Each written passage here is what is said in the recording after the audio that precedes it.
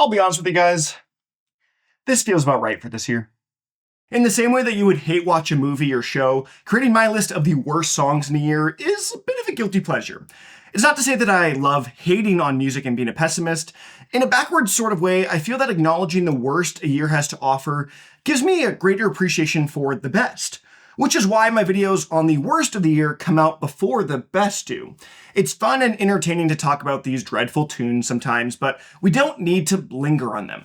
And I'm ultimately still a firm believer that we need to talk about the bad music in a year in the same way that we talk about the good to fully understand the music scene as a whole for any given year.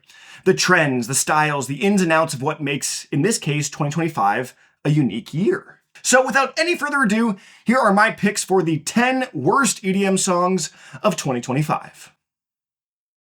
I want to start off this list by saying that I strongly believe that year-in-review videos and lists should come out after the year has fully passed.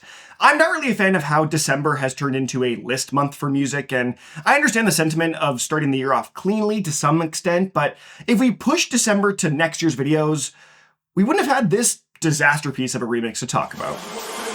Okay. The Chainsmokers tried to sneak this song right at the end of the year, literally releasing on December 31st, 2025. But you ain't getting by this guy. Or EsDeeKid, for a matter of fact. Within 24 hours, this remix was already taken offline due to the incredibly swift and justifiable backlash, with EsDeeKid taking to Twitter to say that the Chainsmokers remix is getting nuked, mate. Wow, please don't remix my shit and think it's cool to post to all DSPs. I will say that this didn't actually get released to DSPs, digital streaming platforms, but was indeed uploaded to SoundCloud and YouTube for less than 24 hours, that is.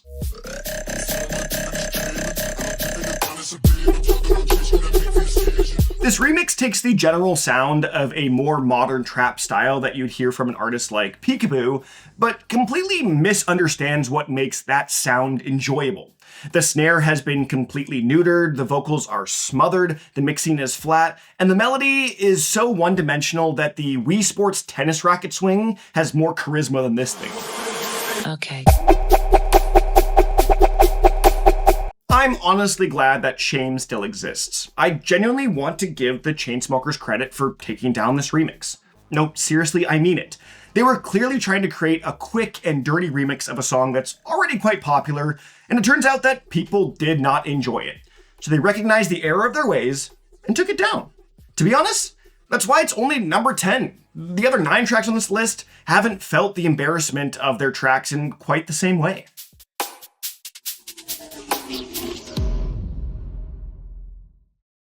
I'm quite the fan of artists experimenting and trying something new. Maybe it's a new take on a familiar genre, maybe it's an interesting new collaborative project, maybe it's playing around with an instrument that you don't typically hear. And while experimentation can lead to newfound success, it can just as often lead to colossal failure.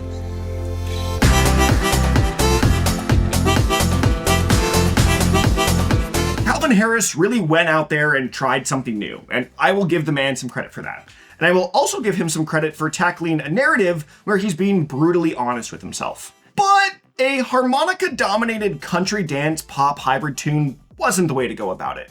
But more than anything, the song just feels so awkward. Calvin Harris obviously isn't a singer by trade, and I do commend the guy for giving a half-decent vocal performance in that sense. But as a famous producer, your singing can't be the best part of your song. Drink the pain away, though I can snort the pain away. Ironically, I think a harmonica can be a really hard instrument to play. I've heard some people rip on a harmonica before and do things that didn't even seem possible on such a small instrument. But Calvin Harris isn't even utilizing the one unique thing about this song effectively at all. He's literally only playing like 3 different notes.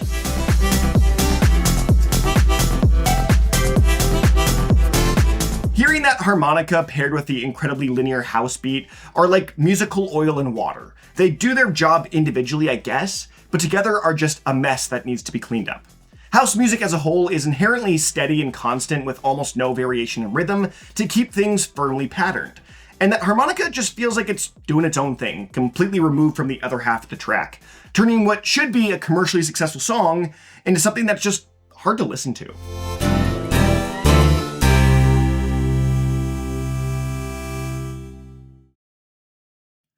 Visuals are a really important thing.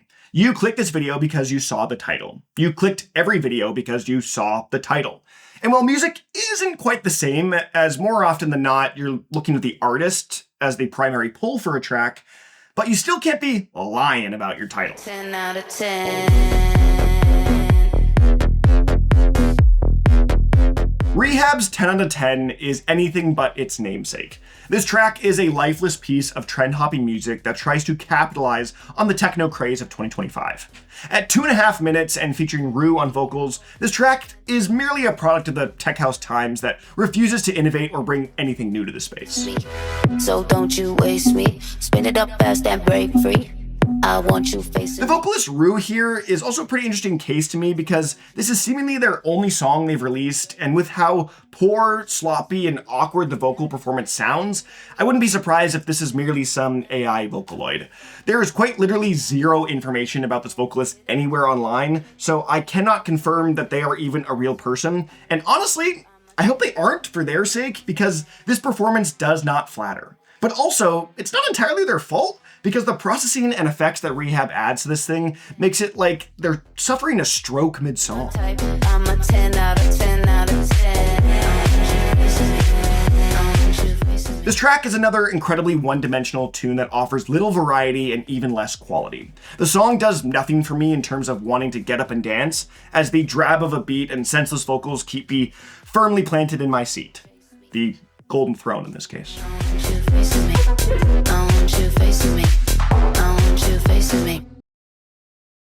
I'm not sure if this will shock you, but I'm a gamer. At least I was significantly more before I became a father at the beginning of this year, but that's besides the point.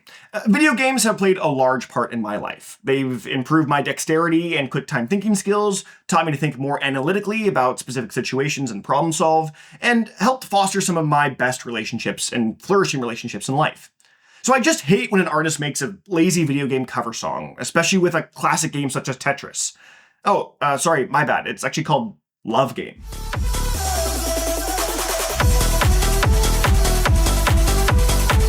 And under 2 minutes in length, these three have managed to butcher an iconic and beloved piece of video game history with a shallow beat and genuinely stupid vocals.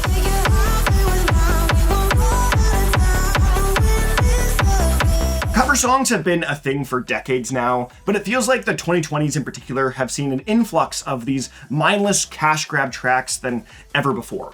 But one of my least favorite things about these cover style songs is when they take a well-known melody and add meaningless lyrics to something that never had any to begin with. The chorus has that typical dance pop love narrative where they're trying to win this love game, which is generally fine. But the verse here, I'm still trying to comprehend what they are even trying to say. Play you all night like Tetris, spinning bodies on that mattress. You coming first, so Olympic. You deserve gold, you the richless. Skin by skin, we stacking it up. Baby, you the best. No one said you wish you were. Like, seriously, what is going on here? This is worse than anything ChatGPT could even come up with. Play you all night like Tetris, spinning bodies on this mattress. You coming first, so Olympic. You deserve gold, you the richless. This song checks all the boxes of me in terms of what not to do with a song.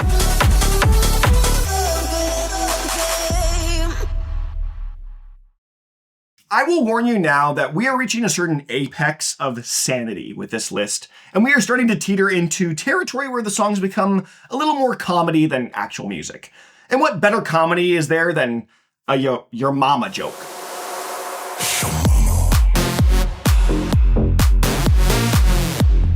Martin Jensen's Your Mama is without a doubt the craziest, most outlandish narrative I have ever heard on an EDM track, hands down, no question about it. This song is literally about a dude hooking up with his best friend's mom and trying to gaslight him into thinking it's going to be the best thing for everyone all around. You have to understand that this is an insane concept for a song. Think about how your best friend could become your best dad. I'ma let you play the PS5 all night. The vocals here from I.D.O are barely even vocals, as he isn't singing but telling his story and reasonings for hooking up with his friend's mom with this hushed, soft-spoken tone that sounds more creepy than anything. With what the man is saying, he sounds more likely to kill the dude's mom at times rather than take her out for dinner. Pretty face and she got good taste and she got a big old butt. Back then when my ex. Apart from the insane vocals and narrative, the backing production isn't anything special either. I'd say this is most predominantly a deep house track with a flair for the techno side of things. This beat is probably the most fine of any on this list. I just can't get past what it's paired with. I still cannot believe this is a real song that exists in the world.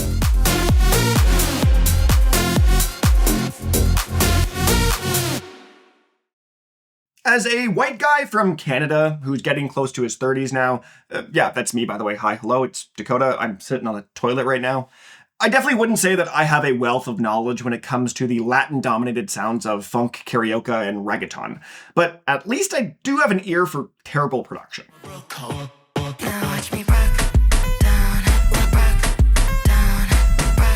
Major Lazer had recently turned into a group of 4 by adding America Foster to the roster of musicians and ushering in a new female-forward era with their latest mixtape, Galgebra. And leading the charge on this new style is the lead track, BRUK Down, with even more female support from the likes of Parris, Goebel, and SadBoi. But rather than being an anthem for female empowerment, this track is just another raunchy funk karaoke cut with no quality assurance.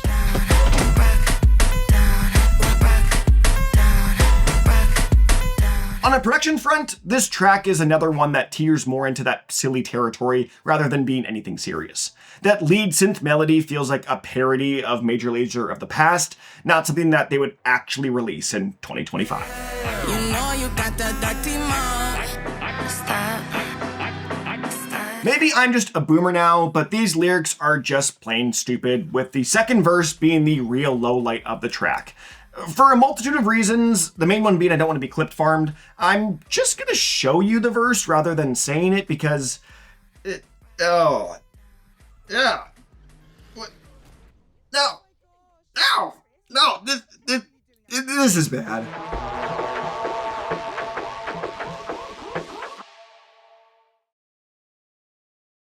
I predominantly like to keep these lists to the most commercially successful artists. And that's often because they really do make the worst songs out there for the most part, but I also don't want to ruffle any feathers, because let's be real, Major Lazer are not going to watch this. Steve Aoki doesn't know I exist. Calvin Harris doesn't care about a little YouTube music critic like myself. So if I'm going to include a song from a relatively smaller guy in a list like this, I better have a good reason for doing so. And I think I do.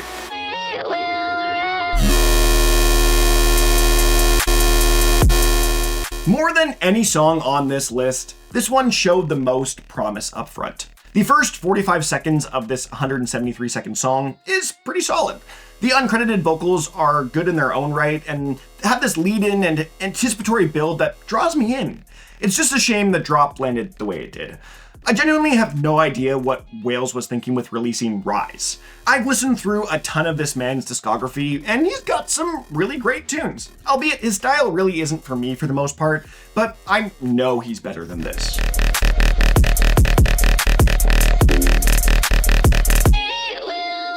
Apart from the obviously jarring singular drop, this song really doesn't do anything else. Once all that blaring alarm sounds have stopped and the drop reaches its even then anticlimactic conclusion, the song is pretty much over. There is this nice little atmospheric moment that sounds just as good as the intro does, but like, the song is over after that. No second drop, no verse, not even a real refrain. The song just fades away like it didn't just leave my ears bleeding in its wake.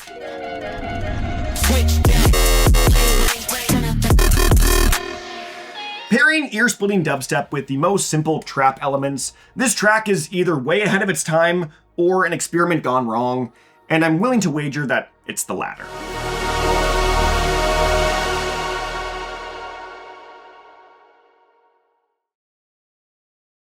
I have garnered, and quite frankly embraced, the title of being a rhythm hater. I've never really been the biggest fan of the subgenre and have failed to fall in love with the minimalistic melodies and bass-heavy tones that seemingly many of you have. And I would honestly say that I've given it a fair shot and continue to do so weekly. But when we get stuff like this, I'm really starting to lose all hope for the genre.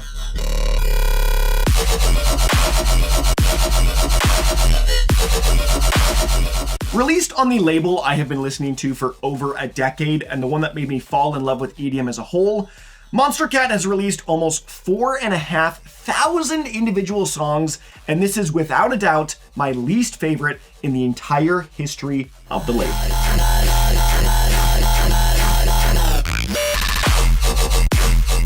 Threats, to me, embodies all that I dislike about that rhythm sound.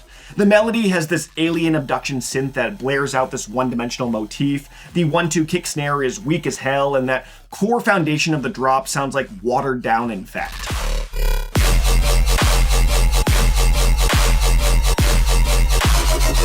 My father is someone that generally dislikes most forms of bass music and has been on this channel before to call certain tracks ear rape and demon spawn. And this has got to be one of the few times I actually agree with him.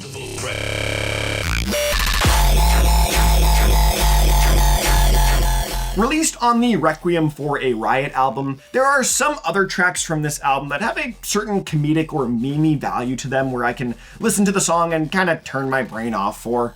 But Threats can't even turn itself into a meme. It's just pure slop step, and I'm looking forward to not giving the song any more thought.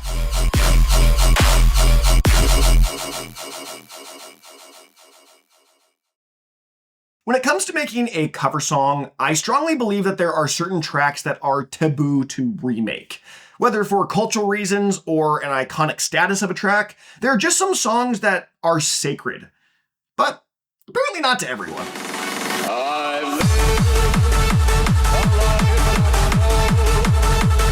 Bassjackers and Timmy Trumpet team up to butcher Frank Sinatra's magnum opus, My Way, with a senseless, ignorant, hardstyle cover tune. The more I think about this cover song, the more I really start to believe that the Bassjackers and Timmy Trumpet genuinely do not care about music in any form or fashion.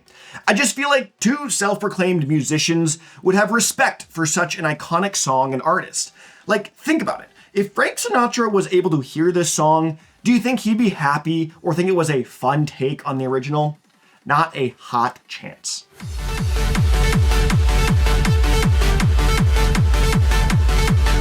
The original My Way is an anthemic track of self-preservation and coming to terms with the end of your life, and this song just isn't that.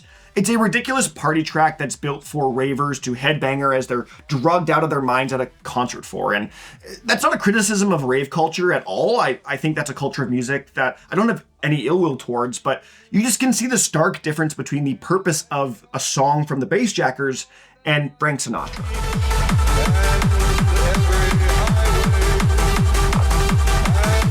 Even if this song was trying to honor the legacy of Frank Sinatra, they did a pitiful job. The vocals are muddied and buried in the mix to the point where the hardstyle kicks are more prominent than the voice of one of the most legendary musicians of all time. A life that's full. I travel. The Bassjackers really do live up to their namesake on this one, jacking a historical song for their own selfish bass pleasures.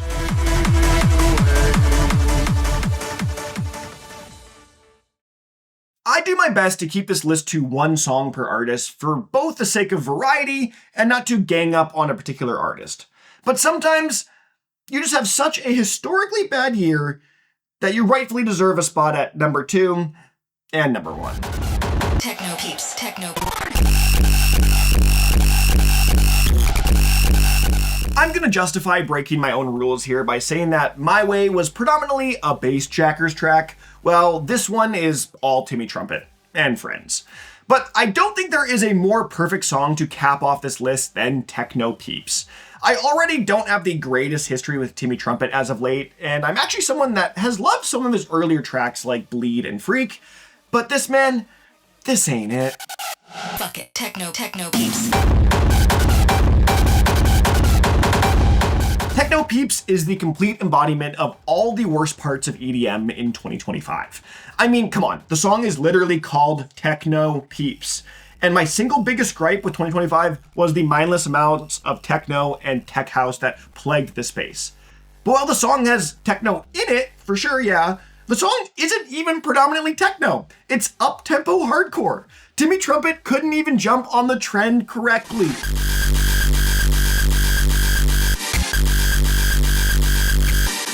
Uptempo hardcore is already a niche within a niche that does have a dedicated fan base for sure. But for like 95% of music listening audiences, it sounds like noise for the sake of noise. And that 5% who actually love this style, it's not fast enough to really be palatable uptempo.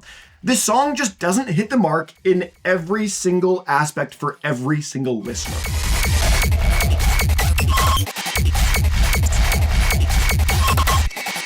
Sometimes a song like this will break my sanity and question why I even do a channel like Bowtied Media.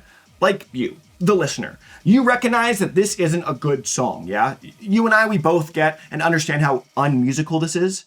Well, tell me why then it already has over 2 million streams on Spotify. Who is listening to this? I highly doubt 2 million individual people listened to this and went, nah, this sucks, and never came back to it. There are clearly people out there that love this sound, and I just don't understand why. So take this list as a PSA for the EDM community. These songs aren't good. There is better stuff out there. You just need to look at least a little deeper. Fuck it. Techno peeps. Well, with that all said and done, that has been my list for the 10 worst songs in EDM in 2025. And I need to get off this toilet because my right leg is literally asleep. I have no feeling in this leg anymore, and I need to get out of this bathroom. So let me know in the comment section below what you thought of this list of these tracks. And man, I gotta get out of this place. I'm done with this.